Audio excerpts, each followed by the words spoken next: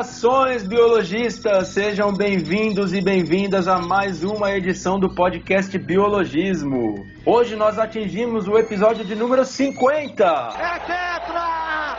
É tetra! Aí você que tá aí nos acompanhando desde o começo, ou que tá de olho aí no agregador de podcast, vai dizer: 50 como, mano? Tá loucão? Tô vendo aqui que já tem 55 episódios. E sim, você está certo. Na prática, esse é o episódio número 56. Mas não, nós não nos perdemos nas contas. A questão é que nós temos alguns episódios que entram nas plataformas como especiais, ou bônus, se preferir. Então, são 50 episódios tradicionais e uma meia dúzia de episódios especiais. Entendido?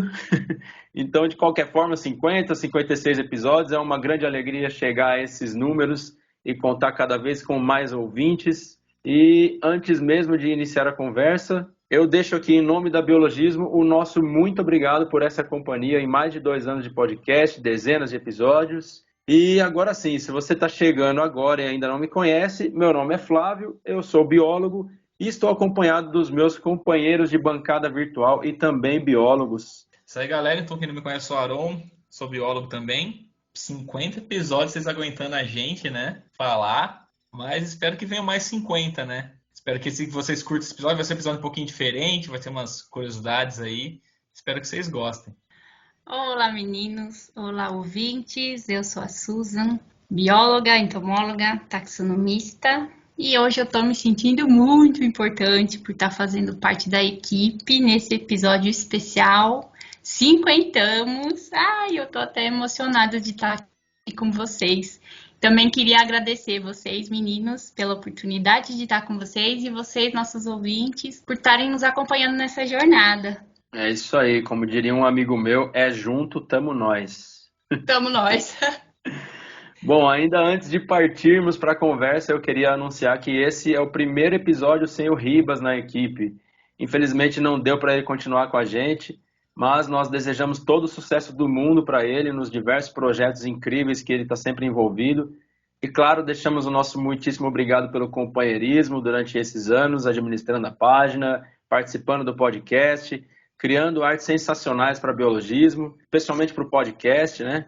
Então, Ribas, valeu por tudo, tamo junto e beba água. É isso aí que eu ia falar, pode deixar que não é porque o Ribas não tá mais aqui que a gente não vai ficar lembrando vocês de tomar água, viu? O rim de vocês é importante pra gente. Ó, então, aproveitando, antes de a gente começar esse episódio um pouquinho diferente aí, eu vou ficar enchendo o saco de vocês de novo para curtir nossa página nas redes sociais, se você ainda não curtiu.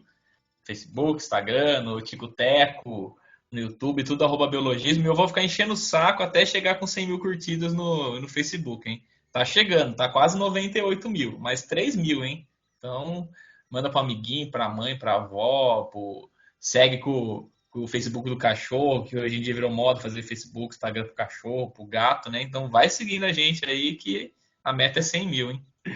É isso aí, faz 1 ano que a gente tá chegando nos 100 mil, mas beleza. Não, mas uma hora chega, mano, tá chegando. Vamos ver se até o fim do ano chega. Zuckerberg travou nós ali, enquanto a gente não der mais dinheiro pra ele, ele não deixa a gente chegar nos 100 mil. Travou, mano, o Zuckerberg tá bravo com a gente.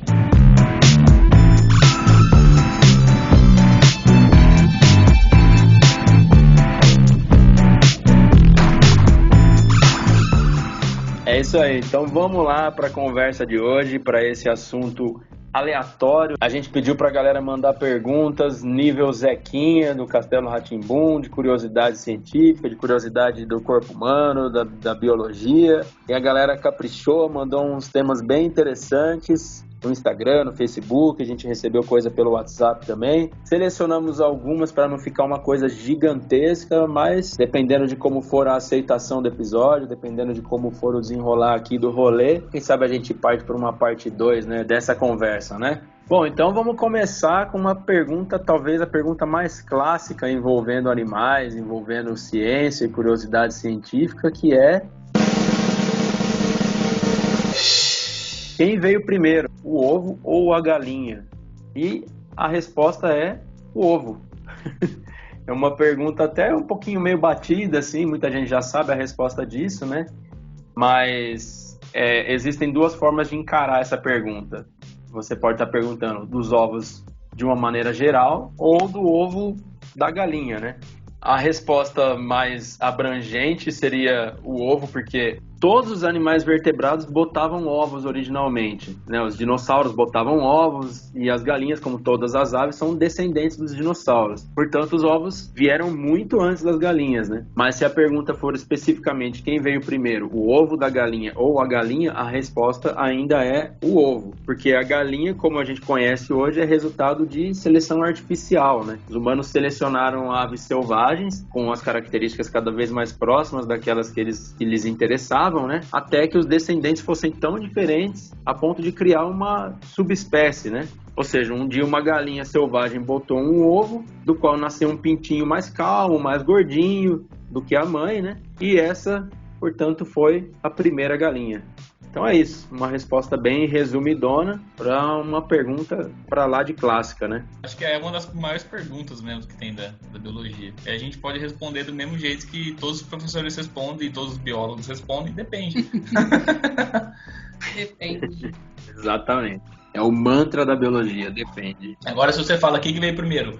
O ovo da galinha ou a galinha? Você pode falar que pode ser, dependendo da galinha, pode ser a galinha, né? Porque daí o bicho botou e saiu uma galinha, não igual a de hoje, mas, né? Uma galinhazinha, né? Então, depende, cara. Depende. Responda tudo com depende que você tira 10. Ô, louco. Mentira, não vai muito nessa não, é zoeira. Bom, então, mais uma pergunta que o pessoal fez, né? É perguntando qual o maior órgão do corpo humano. Se você já for perguntar isso no show do milhão, capaz tem um monte de gente que erra, né? Que já vai mandar que é o intestino e já vai perder o milhão lá, né? No jogo do Hulk. Só no milhão, acho que a galera entrega a idade, né? A galera conhece pelo jogo do Luciano Huck lá, né? Do Quem Quer Ser um Milionário. Mas enfim, eu tô prolongando muito. O maior órgão do corpo humano não é o intestino, tá? Então é a pele. Mas você vai falar, pô, mas a pele, como que assim a pele é um órgão? Pra quem não sabe, o órgão são estruturas formadas por um grupo de tecidos, né? São formados por um grupo de células. E a pele é formada por um conjunto de tecidos. Então a pele é um órgão. E ela tem várias funções também, como todos os outros órgãos do nosso corpo. Então, só pra dar mais ou menos uma funçãozinha, fala, mas o que a pele vai fazer? Então, a nossa pele, primeiramente, protege nosso corpo, né? Óbvio, né? Protege nosso corpo, ajuda a proteger contra agressões do ambiente externo, né? De micro-organismos, regular a nossa temperatura. Então, cuide da sua pele e, segundo, igual o Pedro Bial fala, use filtro solar. Não faça igual eu que não use. É isso aí. Não passe protetor solar apenas nas tatuagens, né, Aaron?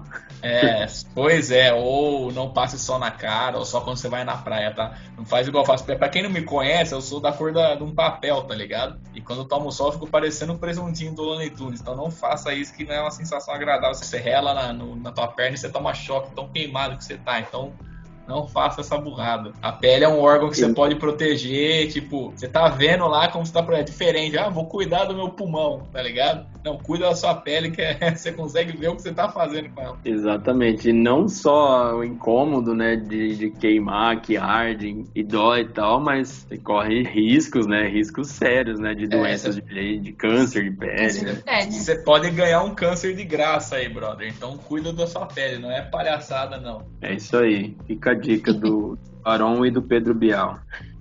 Bom, para a terceira pergunta, temos uma bem interessante. Aliás, se você estiver fazendo comida agora, ouvindo a gente, para tudo e presta atenção nessa pergunta aqui, ó. Por que choramos quando cortamos cebola? Interessante. Já pararam para pensar nisso? Essa é da hora. Essa é boa. Boa pra gente falar, né? Porque cebola nos olhos dos outros é refresco. Bom, mas a explicação para esse fato, né, da gente chorar ao cortar cebola, se deve principalmente ao fato que as células dessa cebola, elas têm tanto enzimas quanto outras substâncias que são denominadas sulfuretos. E quando a gente corta essa cebola, a gente acaba cortando essas células, né? As células se rompem e essas duas substâncias, as enzimas e os sulfuretos, elas se misturam. E essa mistura causa uma reação. Essa reação vai resultar em uma outra substância que é chamada de ácido sulfêmico. Esse ácido sulfênico, ele é um gás. E a irritação que a gente sente nos nossos olhos é por conta desse gás, né, atingindo os nossos olhos. Então, quando o gás entra em contato, né, com a aguinha que a gente tem nos olhos, esse gás ele se transforma em uma solução fraca, mas que seria uma solução de ácido sulfúrico, olha só. Então, o nosso organismo vai tentar se defender desse incômodo, né, do ácido sulfúrico, produzindo lágrimas. Então é por isso que a gente chora quando corta a cebola, para tentar amenizar aí a ação do ácido sulfúrico que está sendo formado no nosso olho. É bem legal, né? E uma dica, né, para vocês, quando forem cortar cebola. Se não tiver como não cortar a cebola, uma dica seria talvez cortar cebolas próximos ao ventilador, né? Porque aí a gente poderia evitar que esse gás atinja os nossos olhos e aí acabe formando esse ácido sulfúrico. E outra forma também seria cortar a cebola em água corrente ou cortar dentro de um recipiente com água e coisas nesse sentido para tentar amenizar essa ação do ácido, do gás, né? Antes de entrar em contato com os nossos olhos. E só um adendo que a Suzy falou de usar o ventilador, né? Não é pra deixar o ventilador virado pra tua cara, viu, brother? Deixa virado pro outro lado, tá? Vai empurrar Sim. Pra longe, não vai deixar o ventilador na tua frente pra cortar no meio da cebola, senão você vai chorar mais ainda, tá? Pra evitar que o gás venha pros olhos. Então, uma direção contrária. Então, né? Bom avisar, né? Porque eu fiz o que você falou e deu errado, né? Então...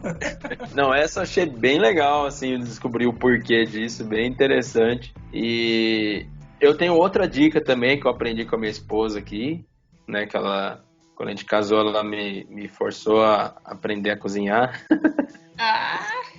E a dica que ela me deu é cortar com uma faca molhada. Você molha a faca antes de cortar a cebola e corta. E realmente ajuda, viu? Mas assim, não dura tanto tempo, né? Se você for cortar bastante cebola, você tem que ficar molhando a faca mais vezes, assim, e tal. Mas diminui também esse rolê aí. Agora, não sei... Acho que a água ajuda, né? Na questão do... Deixa a solução de ácido sulfúrico mais fraco, né? Talvez antes. Sei isso. Bom, cozinheiros que nos ouvem... Manda pra gente aí a dica que você tem pra evitar a choradeira na hora de cortar cebola. Eu vou mandar essa pergunta no Instagram do Jacan, ver se ele responde. Cala a boca! É verdade. Bom, outra pergunta aqui que desperta a curiosidade da galera é para que serve o dente do siso, né? Quando o dente resolve dar as caras ali, a gente corre no dentista para arrancar tudo, né? Geralmente, né? Se não atrapalha muito, o pessoal até deixa, né? Mas vamos lá. Os dentes dos sisos, eles foram fundamentais para os nossos antepassados triturarem alimentos mais duros, como raízes ou nozes, né? Sem a ajuda de utensílios, que na época nem existiam, né? Então, hoje em dia, a alimentação baseia-se em alimentos mais moles e a gente recorre habitualmente, né, a ferramentas como facas e garfos, né? E evitam o desgaste dos dentes, né? Então, por isso, os especialistas em biologia da evolução acreditam que os dentes do siso deixaram de ter essa função, né, no corpo humano e que irão desaparecer com o passar das gerações. O que é isso? A evolução natural da espécie, né? E apesar de atualmente não terem uma função específica, os dentes do siso podem dar algum apoio na trituração e mastigação, desde que apresentem um desenvolvimento correto, tal como os dentes molares. Esse também é bem interessante, né? Notar essa questão da adaptação, as diferenças dos hábitos, né? Dos comportamentos, até da mudança da nutrição do ser humano, do Homo sapiens, né? E um negócio pra quem fala que, mas eu não acredito muito nessa parada aí, que daqui a um tempo não vai mais existir o dente do siso. Brother, eu só tenho 3, tá? Tá faltando 1 em mim. Então existe esse negócio, tá? Não vem falar que não existe, não. Eu só não vou passar isso pra frente porque eu não pretendo ter filho. Então, outra pessoa que não tem um dente vai ter que passar esse gene pra frente aí, sabe? Então, eu não tenho nenhum, cara. Vou fazer 38 anos e até hoje nada. Ô, louco. Você não tem juízo. É isso. Vocês que não acreditam aí, ó. Pois é, aí, ó. Eu sou mais desajuizada desse mundo. Eu tenho os 4 já, Fael. E tirou? Ajuizada. Não, estão tudo aqui. Mais juízo possível. A gente aí assistindo a evolução natural acontecendo aqui com a gente. Ou não. Não. Vai saber, né? Realmente é bem interessante, né? Na questão da evolução, né? Então, dele ter perdido a A função, né?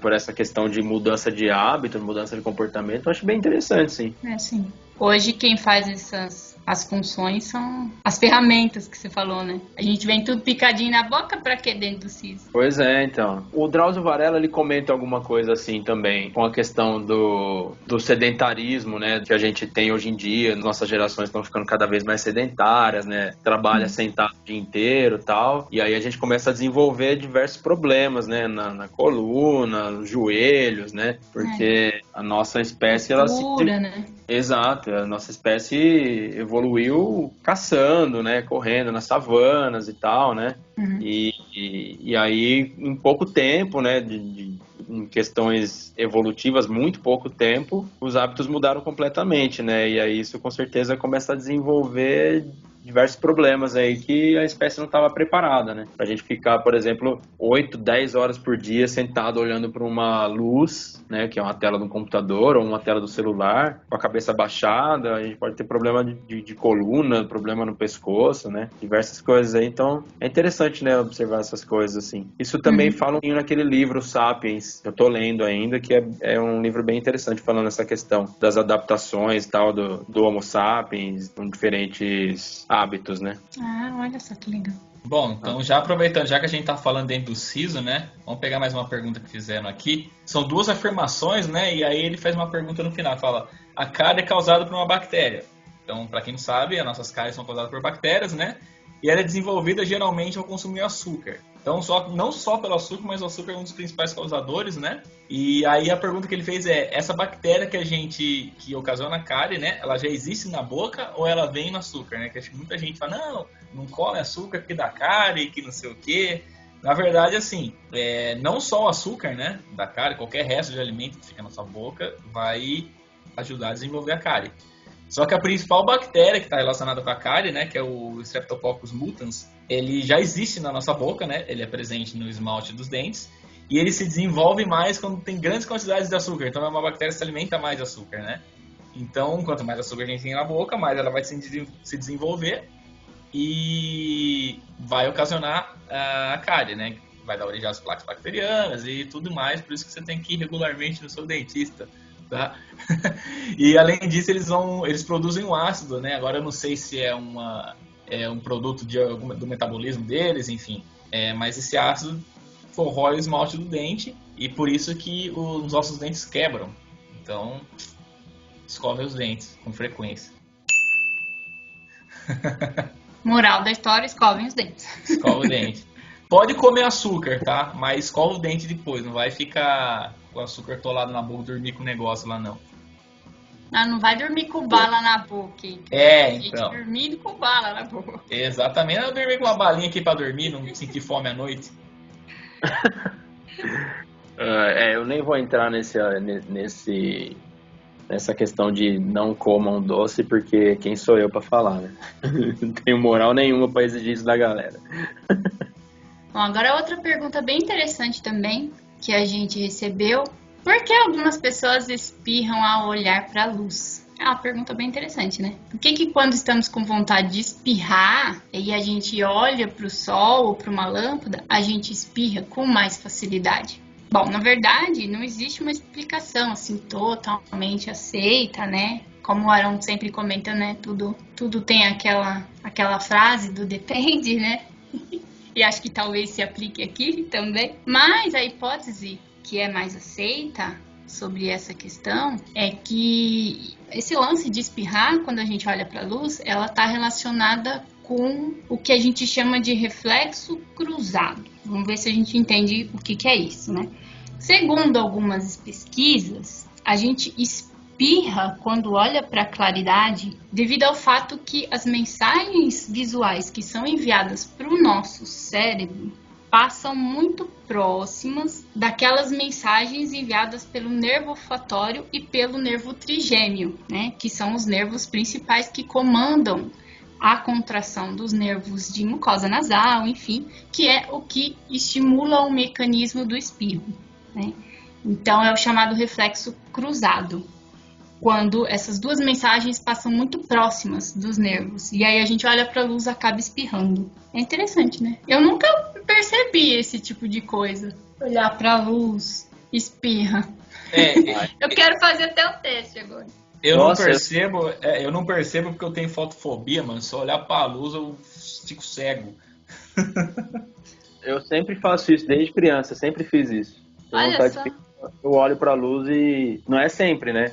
Dá certo. Mas muitas vezes ajuda, sim. Acho que o seu nervo é bem estimulado quando você olha. Não olho diretamente pro sol, né? Mas pra uma lâmpada, assim, e tal, costuma ajudar, assim, é engraçado. Eu sempre tive essa curiosidade também. Que legal. Então é isso, tipo, são os reflexos que se cruzam aí no caminho e acabam tendo essa ação. Dá uma esbarrada no outro, aí dá um bug e espirro. Isso. Resumidamente isso. Legal. Interessante. Bom, a próxima pergunta aqui, provavelmente foi algum idoso que mandou pra gente.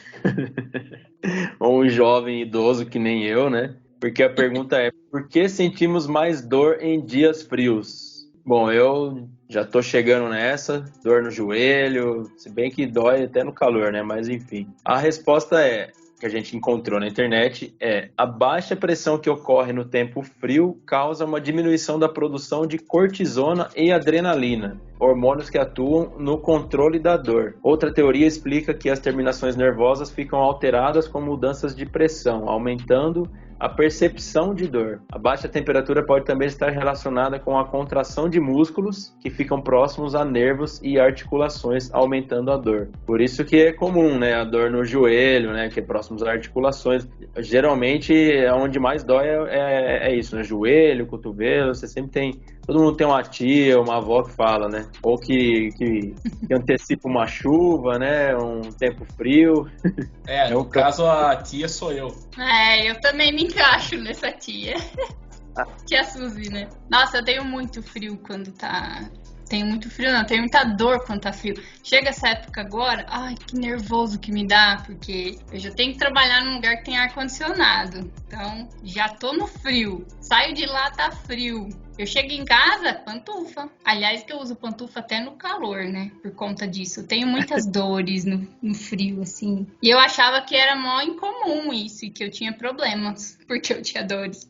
Mas não, né? Pelo jeito, acho que é normal. Ah, sim, é mais comum do que a gente imagina. Bastante gente relata esses problemas, né? Mas não sabia que você tinha, não, Susan. Nossa, eu fico muito ruim no inverno. Gente, tem dia que não dá pra levantar da cama de dor. É muito ruim mesmo. Pior que eu nem tô tão velha assim. Imagina daqui uns tempos. Lá na chácara, no inverno, deve ser uma delícia, né? Nossa senhora, nem falo. Bom, então, vamos lá. Outra, acho que curiosidade que um monte de gente tem, né? Especialmente a galera que é meio introvertida, né? Tipo eu, que não pareça, embora não pareça, sou um cara muito tímido, tá? Embora o pessoal olha pra minha cara e fala, nossa, você não tem cara de ser tímido, eu sou demais. Você passa por esse problema que você vai falar agora direto. Direto, então. Ô, louco. Porque, com a minha cor ainda fica a coisa mais bonita do mundo, né? Então a pergunta é por que a gente fica vermelho de vergonha, né? Porque eu sou mestre em ficar vermelho com qualquer coisa, né? Porque minhas bochechas acabam sendo todas maçã, né? Pra começar, isso aí não tem como você controlar, tá? Porque isso é comandado pelo nosso sistema nervoso simpático, então é uma reação involuntária, tá? Não tem como você induzir, nem como você parar. Então, brother, passa uma base na cara aí, tudo, né? Mas a explicação fisiológica disso é porque os nossos vasos sanguíneos que tá na nossa face, né, especialmente nas maçãs do rosto, eles dilatam e o sangue flui em maior quantidade pro rosto. Então, por isso que a gente fica com o rosto vermelho. E por isso que quem é branquelo igual eu, fica mais aparente. Uhum. Agora com máscara, né, dá pra disfarçar mais se usar máscara. Ah, mas parece por cima ainda, eu fico suando, até a testa, minha testa fica vermelha, não tem nem como. Não é só as maçãs, então. Cara, começar a passar umas bases mate na cara aí pra dar uma tapeada. Olha. O Aron foi além do rosto vermelho, já sua, tá treme-treme. Pois é, cara. Quem olha pra minha cara e fala, não, esse cara aí, você que pensa, bicho. Ó, uma pergunta eu achei super interessante essa pergunta. Nunca tinha pensado nisso, mas vocês já pensaram se os animais possuem tipagem sanguínea igual dos humanos? Eu achei incrível essa pergunta, achei muito legal. Olha só, sim, né? A resposta é sim, os animais possuem uma tipagem sanguínea meio parecida com o dos humanos. Mas esses tipos variam, né? Obviamente vai variar de espécie para espécie. Cada tipo sanguíneo, falando assim de uma maneira resumida, né? Representa uma proteína específica que é encontrada na superfície dos glóbulos vermelhos, né? As células do sangue. Nós possuímos 4 dessas proteínas, né? A, B, AB e O, né? São os nossos tipos sanguíneos. Os gatos, por exemplo, eles possuem 3 dessas proteínas. Os cachorros já possuem 8. E os cavalos, então, geralmente cerca de 30. Olha só como são bem variáveis, né? Essas tipagens. E claro, assim como nós, é interessante a gente mencionar, né? Que os animais também só podem receber sangue de grupos compatíveis com o seu. Por isso que é importante a gente saber o tipo sanguíneo do seu pet, por exemplo, né? Numa situação em que você precise receber sangue, né? De um outro animal. Eu achei isso incrível. Não imaginava que fosse assim, semelhante com a gente. Achei que fosse uma coisa bem diferente. Bem interessante mesmo, né? E a questão dos cavalos terem cerca de 30 tipagens, né? É louco imaginar essa diferença toda, assim. E é uma informação que traz uma utilidade pública junto, né? Porque muitas pessoas, né, tem, que nem você comentou, tem seus pets em casa, mas não faz ideia, né, do tipo sanguíneo do bicho e tal. E numa situação de emergência ali, é legal você saber, né, se precisar de uma transfusão de sangue e tal, né. Acho que também não deve ser uma coisa tão fácil de conseguir quanto de humanos, né, embora também seja difícil às vezes, dependendo do tipo sanguíneo e tal, né, então você fazendo campanha, né, precisando, né, de doação de sangue, mas ainda assim, de humano deve ser muito mais fácil do que de pet, porque eu já tive vários animais e nunca levei animal para doar sangue nem nada. Às vezes tem umas campanhas aí, né? Mas não tem tanta divulgação, eu acho. Não sei, estou falando besteira. Eu nunca ouvi falar em doação de sangue de pets, então eu acho que não deve ter muita informação, eu não sei, né? Eu não tenho pet também. E também é mais pra bicho muito grande, né, cara? Então acho que por isso que a galera não divulga tanto também. Acho que é acima de 30 quilos que pode doar sangue, se eu não me engano. Ah, é? Ué? Mas então, e se o gato precisa de sangue? Não, aí gato acho que daí é diferente, mas tipo, em cachorro, como acho que a quantidade que tira tem tantos ml, tem que ser animal pra cima de 30 quilos, eu acho. Eu lembro que, tipo, os meus eu sei que não pode, que os meus têm 25, né? Ó, quer ver? Eu achei um negócio aqui falando, ó, para doar, os animais precisam passar por uma série de testes clínicos que vão verificar se estão em boas condições de saúde. A doação é realizada por meio da veia jugular e o sangue é coletado em uma bolsa, como feito com os humanos. Os cães podem doar até 450 ml de sangue, enquanto os gatos até 40 ml. É bem pouquinho, né? Caramba. Então, acho que é pelo tamanho mesmo. Por isso que eles pegam cachorro maior, né? Porque às vezes não compensa, né? Mano, e no pescoço, que dor. Mas é até melhor, porque é mais rápido. Se for você vai pegar da patinha, dá mais trampo. Da jugular, você soca a agulha lá, o bagulho sai igual um vapo, velho.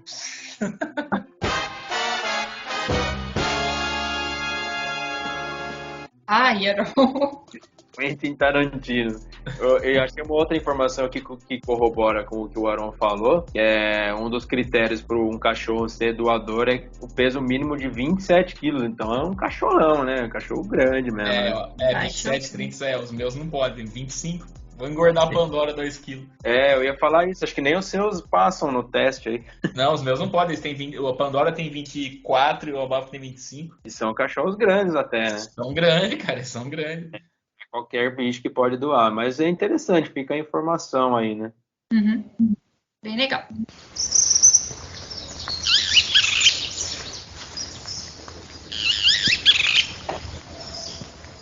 Essa pergunta agora foi enviada no Instagram, num post que a gente fez lá pedindo pra galera mandar, né? E a pergunta é: por que os insetos hematófagos não transmitem doenças como AIDS e sífilis ao picar uma pessoa contaminada? É uma pergunta interessante também, né? A resposta que a gente encontrou na Super Interessante, muito do que a gente encontrou aqui estava na Super Interessante, porque eles têm esse padrão, né, de perguntas e curiosidades, né? Então a resposta que a gente encontrou lá fala assim: a quantidade de sangue que o inseto suga de uma pessoa é muito pequena, assim como a concentração de partículas virais. A maioria dos infectados com HIV não possui níveis detectáveis de vírus no sangue, o que não é o caso de pessoas contaminadas com dengue, por exemplo. E os que possuem, ainda assim, têm níveis muito baixos, bem abaixo do necessário para a transmissão de outras doenças virais. O outro motivo é que o HIV, diferentemente do vírus da malária e da febre amarela, por exemplo, não se multiplica dentro dos insetos. Pelo contrário, é destruído. Essa é legal, né? Essa é bem interessante. Curiosidade, o questionamento e o porquê disso não acontecer, né? Porque também só faltava essa, né?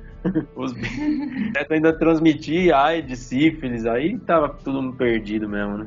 Não, velho, aí todo mundo ia ter, velho, na moral. Exato. Como? Tipo, ia ser... Eu ia falar justamente esse negócio aí, né? Às vezes, porque o mosquito só vai agir aí, os insetos hematófagos, no caso do mosquito, né? Ele vai agir só como um vetor, ele vai só transportar. Mas se o vírus não conseguir sobreviver, né, dentro desse hospedeiro, então não tem como ele veicular o vírus. Então, acho que isso é um fator limitante, né? O vírus conseguir sobreviver dentro do corpo do inseto ali, até ele ser passado para um organismo em que ele vire hospedeiro, né? Então vamos lá para mais uma pergunta de dente, né? Só que dessa vez não tem a ver com os nossos dentes. Eu já tive essa dúvida também, porque pra quem não sabe, eu criava hamster, né, velho? E pra quem cria hamster, roedor, você vê que os bichinhos não param de roer as coisas. Você tem que sempre ficar comprando alguma coisa pra eles ficarem brincando, né? Brincando, entre aspas. Então a pergunta é por que os dentes dos roedores, né, crescem sem parar e por que eles têm que ficar sempre roendo alguma coisa, né? Então é porque a principal característica dos dentes dos roedores, né, diferente da nossa, né, os incisivos, principalmente, é que os nossos dentes, eles têm as nossas raízes são fechadas, né? Depois que os nossos dentes crescem e tal, as raízes fecham e o dente para de crescer. Nos roedores, não. Então as raízes sempre são abertas, então os dentes sempre ficam crescendo. Por isso que eles têm que ficar sempre roendo alguma coisa, porque senão o dente dele pode crescer e às vezes pode até matar o bicho, porque vai crescer e furar a boca dele. Aí ele não vai conseguir se alimentar e tal. Então é por isso que você sempre vai ver um ratinho, um hamster, sempre roendo alguma coisa. Nossa, mas eu não sei se você foi dramático aí, mas será que tem esse risco de furar a boca do bicho? Mano, se pá, eu acho que tem, velho. Eu acho que tem, na moral, acho que tem uns porcos aí, uns porcão selvagem que pode até, o dente deles cresce também e pode furar eles, mano. Mas é bem louco mesmo esse negócio, por isso que quem cria sempre deixa alguma coisinha ali pro bicho ficar roendo, mesmo que não seja ração, não seja comida, né, alguma coisa que não vá também causar prejuízo pro bicho, né, e ele tá sempre roendo mesmo, sempre... Bom, agora, né, a próxima pergunta aí, envolvendo plantas do jardim, os botânicos de plantão, olha só. As pessoas que gostam de plantas, se liguem, porque a próxima pergunta envolve aí plantinhas. Bom, será que é possível modificar a cor de uma flor? Sim, senhor. A gente trouxe um exemplo aqui de uma flor que é bem fácil até modificar a cor dela, que é a hortênsia. É uma flor que ela dá... são várias florzinhas, como se fosse um buquezinho, assim. É bem bonitinha. E a gente consegue alterar a cor dessa hortênsia quando a gente quiser, alterando o nível do pH do solo onde ela está ali plantada. Então, uma terra mais alcalina vai resultar em flores de hortênsia de tons mais rosa, né? Rosinha claro, rosinha escuro. Por outro lado, quanto mais ácido for o solo em que ela está ali plantada, mais azuis vão ser as pétalas. Então, se você quer uma hortênsia azul, coloca ela num solo mais ácido, que as pétalas vão adquirir essa coloração azulada. E é bem bonito, né? E uma dica para você conseguir essa coloração azulada, a gente fala para a gente fala para adicionar matéria orgânica ao solo, né? Para deixar ele mais ácido. E você pode adicionar coisas que você tenha em casa, como por exemplo casca de ovo ou borra de café. Isso, com o tempo, né, vai fazer com que a sua hortênsia aí do seu jardim vá mudando gradativamente de cor, né? Claro que não vai acontecer assim da noite para o dia, mas essa transformação vai ocorrer. né, no momento em que o solo estiver mais ácido. Aí agora eu tô pensando em usar, em ver a minha hortênsia mais rosinha. Vou deixar o pH mais alcalino do meu solo para que ela adquira outra cor. Legal, né? A gente consegue modificar a coloração da planta lá no nosso vasinho dentro da nossa casa. É bem interessante. Isso aí, se você não sabe o que é hortênsia, vai na casa da tua avó que 80% de chance vai ter no jardim dela. Eu tenho hortência. Não, aqui também tinha. Mas é planta de vó. Flor de vó. Vó adora hortência. Conhecendo o Arão, achei que ele ia falar, se você não sabe o que é hortência, ela fazia dupla com a Paula, com a Magic Paula no basquete nos anos 90. Nossa, desenterrou, hein, velho? O Arão decepcionou, então, nem falou disso. Pois é. Olha, lembrou da Magic Paula, esse. Entreguei a idade. Entrega a idade. Mas agora falando sobre o lance de modificar a cor, achei bem legal e é uma coisa que dá pra gente fazer um experimento, né? Uma coisa que é legal pra fazer com crianças, assim, mostrar, né? Colocar a criança pra participar e ir observando, né? Acho que qualquer criança ia achar muito interessante isso, né? A flor mudando de cor por causa de mudanças no solo ali e tal, né? É bem interessante. E você tem um parâmetro do seu solo, né? Você sabe se ele tá mais ácido, mais alcalino, só de olhar a planta. E se você também tem uma outra dica aí, saindo um pouco da hortência, mas de mudar a cor da planta meio de um outro jeito assim, você pode fazer isso para surpreender teu filho, né? Mostrar os experimentos, ou você pode surpreender sua namorada também, falar que você arrumou uma rosa de uma cor diferente. Você compra uma rosa branca e coloca ela na água com umas gotas de corante da cor que você quiser, cara. Ela vai ficar da cor daquele corante e você fala pra sua amiga, assim, olha só, uma rosa diferente só pra você, então fica a dica aí se você quer surpreender sua crush. E porque fica da hora pra caramba, fica muito louco, porque você consegue ver todas as ramificações, vamos dizer assim, que vai fazer a cor assim, onde ela passa, fica bem da hora. Interessante também. Mas o caso da hortência, a plantinha tá lá plantada, né? Você consegue mudar a qualquer momento. A rosa, você já tem essa limitação, né? Não, com certeza. É que a rosa é super rápido, de um dia pro outro ela muda. E a rosa você vai surpreender no momento ali só. Mas é legal também, bem bacana. Isso aí, bacana mesmo, bem interessante essa. A próxima questão aqui foi enviada pra gente no Instagram também. A pergunta é: por que pessoas do sexo feminino não têm barba? E essa pergunta eu encontrei uma resposta no site Diário de Biologia e diz o seguinte. Bom, a resposta que a gente encontrou no Diário de Biologia fala assim: os hormônios chamados de androgênios, que está presente nos dois sexos, né, estimulam os fios transparentes a ficarem mais grossos e mais escuros, né, isso em diferentes regiões do corpo aí. Os homens possuem maiores quantidades desse hormônio, por isso desenvolvem mais pelos em certas regiões. Na maioria das mulheres adultas, o cabelo facial não desenvolve, pois as glândulas femininas produzem outros hormônios para impedir esse crescimento. As mulheres que desenvolvem os pelos faciais, elas simplesmente possuem mais testosterona e androgênio no organismo. Simplesmente isso, é uma questão de hormônios. A diferença... hormônios. Exatamente. Por isso que, inclusive, alguns remédios têm esse efeito colateral aí, né? Alguns anticoncepcionais podem causar isso, né? Remédios que são bombas de hormônio podem causar esse crescimento de pelos em diferentes partes do corpo, né?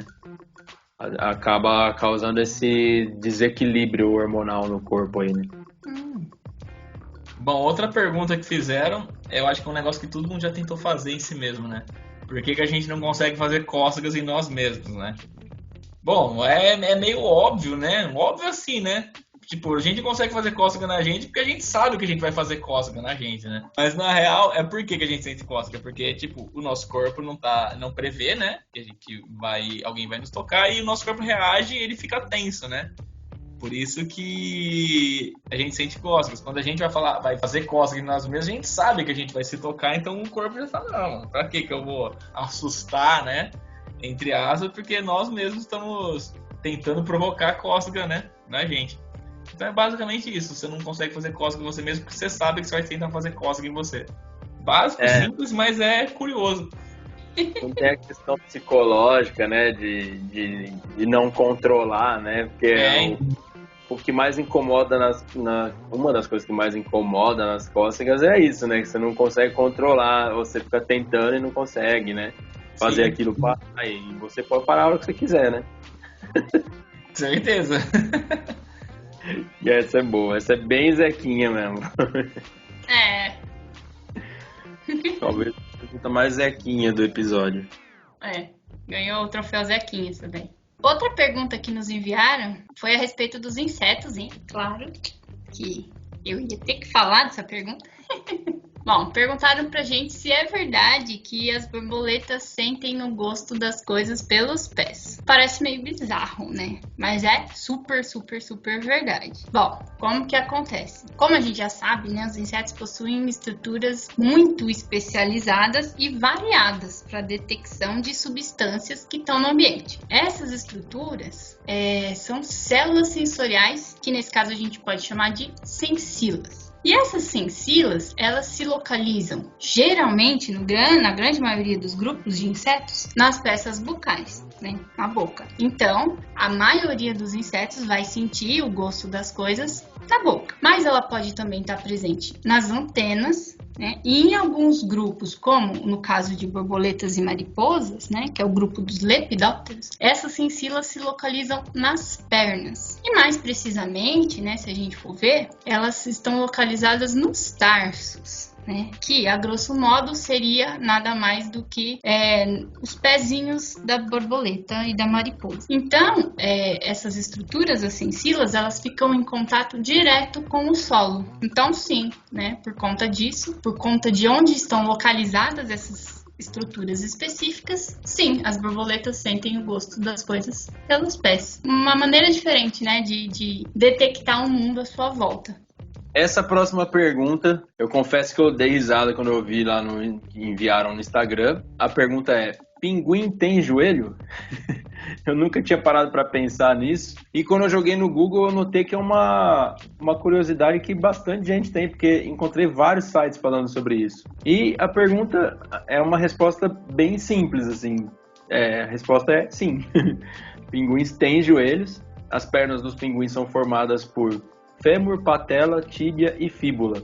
E observando um esqueleto de um pinguim, você nota que eles têm pernas até que bem longas, na verdade. Só que elas ficam escondidas debaixo das penas da ave, né? Das grossas penas da ave, né? Por conta da adaptação para o clima que eles vivem, do ambiente que eles vivem. Tem que ter aquela proteção toda, né? Contra o frio. E a gente não consegue ver as pernas dos pinguins, muito menos os joelhos. Mas eles têm joelhos, tem patela, tem tíbia, tem fíbula, tem fêmur, pernas bem longas. Para quem tem curiosidade, é só jogar no Google aí, esqueleto de pinguim, você vai encontrar lá um pinguim bonitinho com as suas pernas compridas e joelhos.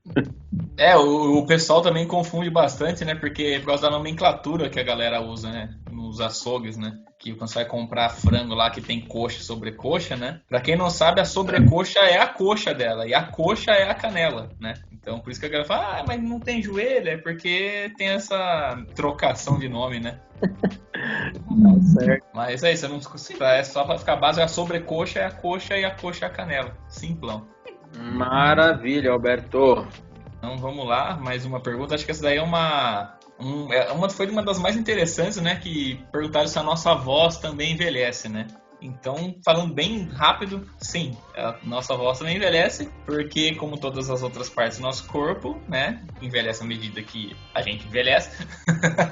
A nossa voz também vai sofrer mudanças, né? Ela vai perder volume, vai perder potência, porque nossas cordas vocais não deixam de ser músculos, né? Então os nossos músculos também ficam mais fracos, né? Claro que tem jeito da gente dar uma atrasada nisso, né? Do mesmo jeito que a gente consegue atrasar o nosso envelhecimento fazendo exercícios e tal. Então tem vários exercícios para cordas vocais, tal. Quem canta, quem vocaliza de banda sabe do que eu tô falando, né? Mas não fica com medo não se a sua voz mudar, tudo, porque o envelhecimento é uma ação natural do nosso corpo.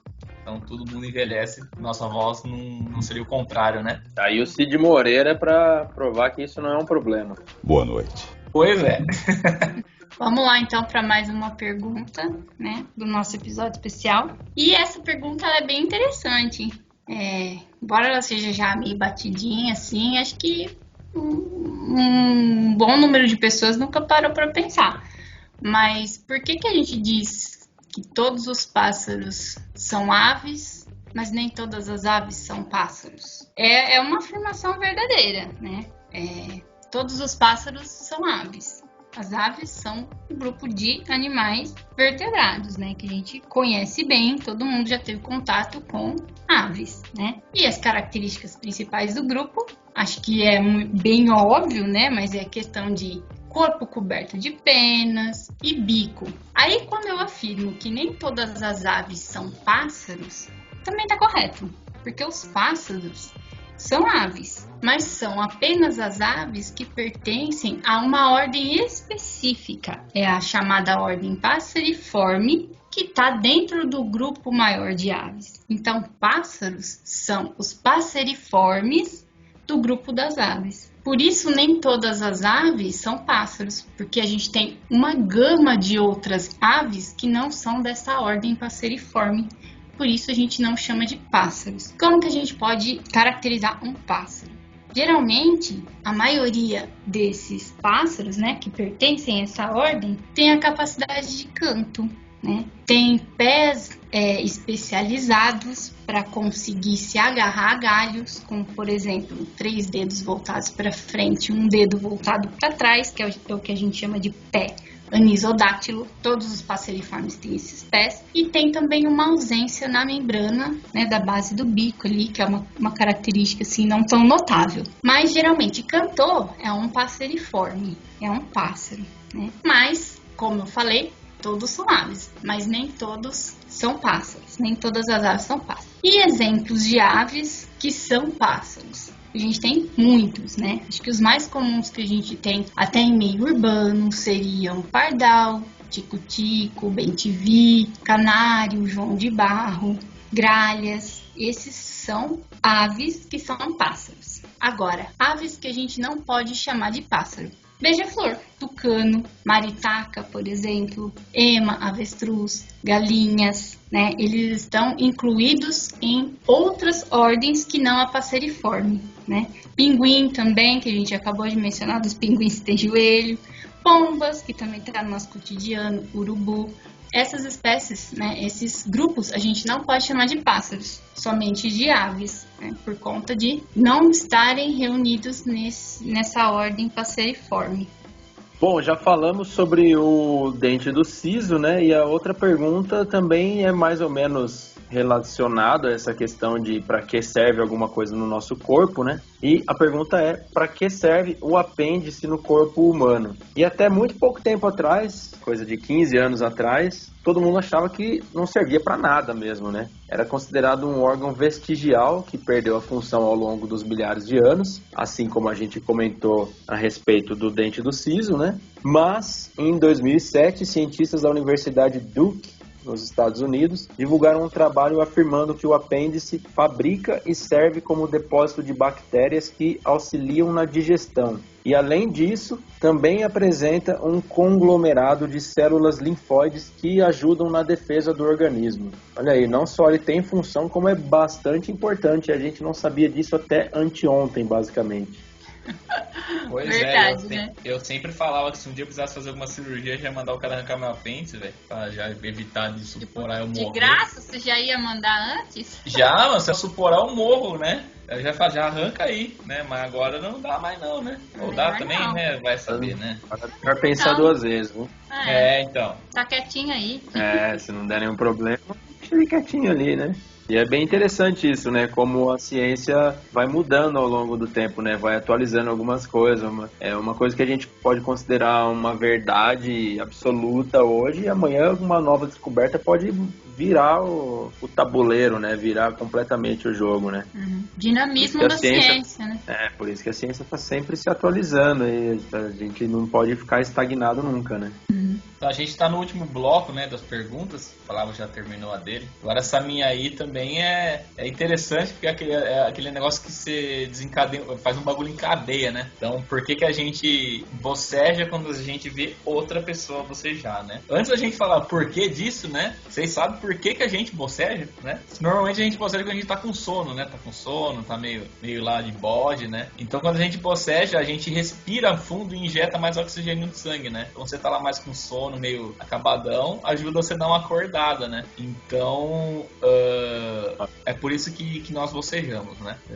E por que a gente vê, né, alguém bocejando e faz igual, né? O nosso cérebro tem uma área, que é o córtex premotor, né? Que tem um mecanismo que é como se fosse um Maria vai com as outras, sabe? Com os neurônios espelho, que são o nome. A gente só não imita tudo, então, né? Que os outros fazem, para não ficar parecendo um palhaço imitando toda a galera, porque tem áreas específicas do nosso cérebro que bloqueiam isso, né? Mas essas áreas não são controladas totalmente pela área racional, né? Então, tem uma pesquisadora aqui, Susana Herculano Rose, eu acho que é assim, ela diz que é o hipotálamo que controla isso. Então, se o hipotálamo for ativado, não tem como a gente segurar o bocejo, né? Não adianta você tampar a boca, tá? É só a galera falar bocejo que você já vai ter um cleque assim no seu cérebro que você vai bocejar, cara. Então, é um bagulho automático, assim. Inclusive, tô me segurando aqui. Eu já bocejei. Interessante, né? Muito louco isso.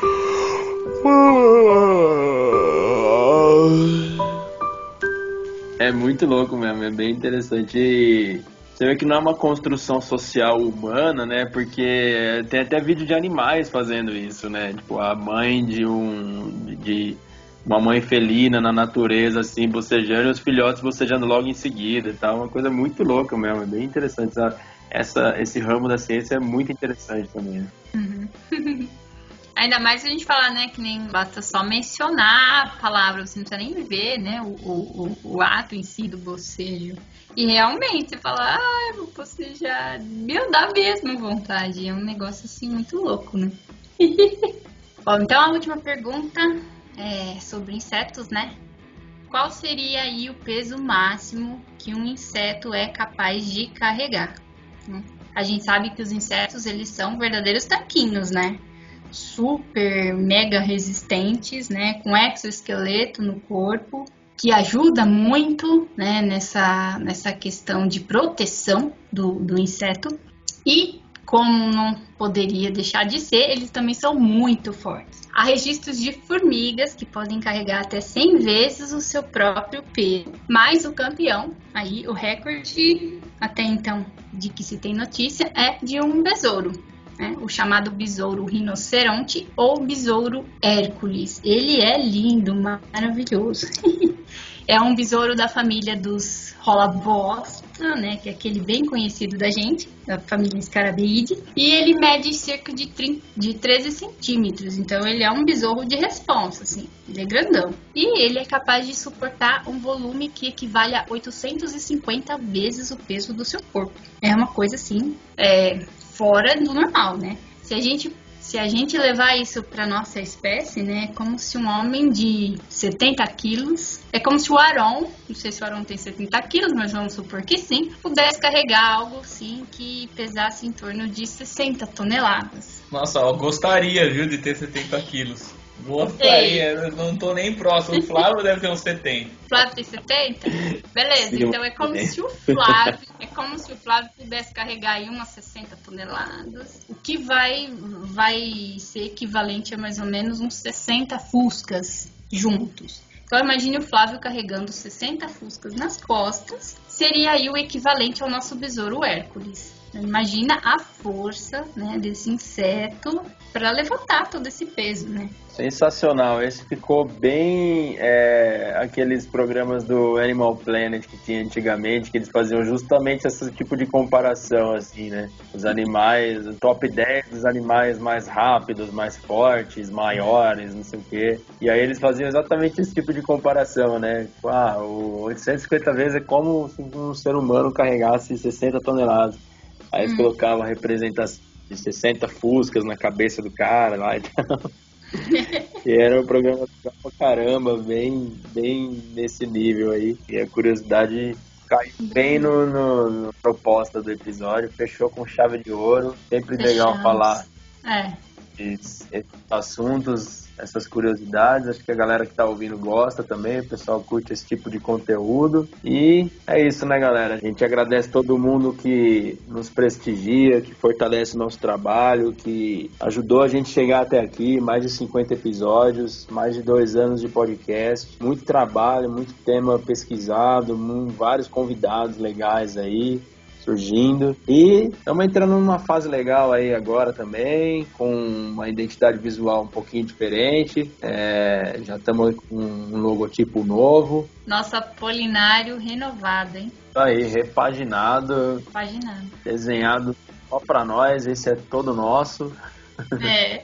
Mas é isso aí, galera. A gente agradece mais uma vez a todo mundo que sobreviveu até aqui. Esse episódio é um pouquinho diferente, mas no pique de comemoração dos nossos 50 episódios, mais de 2 anos de podcast. E muito obrigado a você que sobreviveu até aqui. Os episódios novos saem a cada 2 quartas-feiras às 10 horas da manhã nas principais plataformas de streaming. Avalie a gente no seu agregador de podcast favorito. Dá um joinha, dá umas estrelinhas pra gente aí, de acordo com a sua avaliação. É bastante importante pra gente saber disso. Dá um feedback também pra comentar o que você tá achando, o que não tá legal, o que tá legal. E até o próximo episódio, galera. Isso aí, galera. Então, valeu por aguentar a gente mais um episódio. E o Ribas não tá aqui, mas eu vou continuar lembrando, bebam água.